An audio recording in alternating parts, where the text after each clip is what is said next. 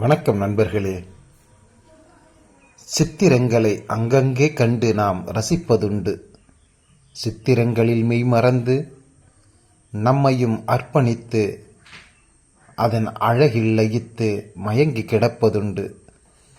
ஆனால் சித்திரங்களின் தேசமாகவே விளங்கும் அம்பி நகரத்தில் நாம் நுழைந்த பிறகு எந்த சித்திரத்தை ரசிப்பது, எந்த சித்திரத்தை ருசிப்பது என்பது அறியாமல்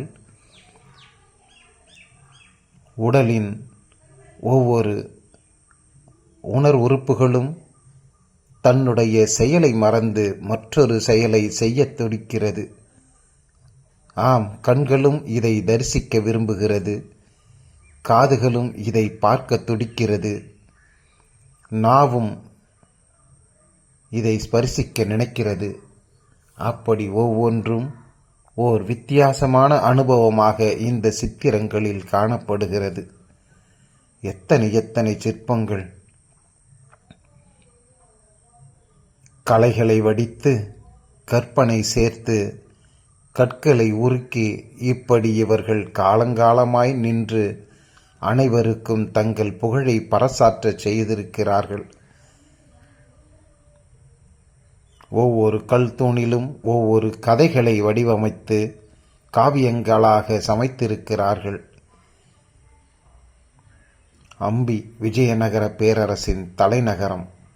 ஆம், இன்று வரை சிற்பங்களின் தலைநகரங்களுள் இதுவும் ஒன்று என்று கூறும் அளவிற்கு பெரும் புகழோடும் பெருமையோடும் பழமையோடும், ஆனாலும் அழிக்க துடித்த அரக்கர்களிடமிருந்து தப்பி பிழைத்த அற்புதங்களாக இந்த சிற்பங்கள் காணப்படுகின்றன.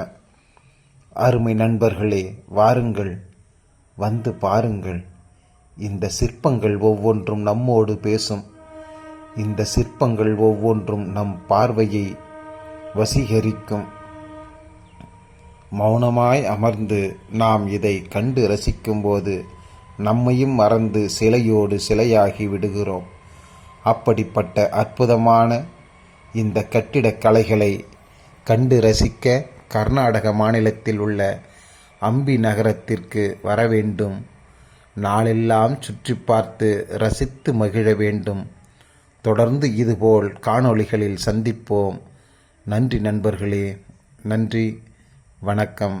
மீண்டும் சந்திப்போம்.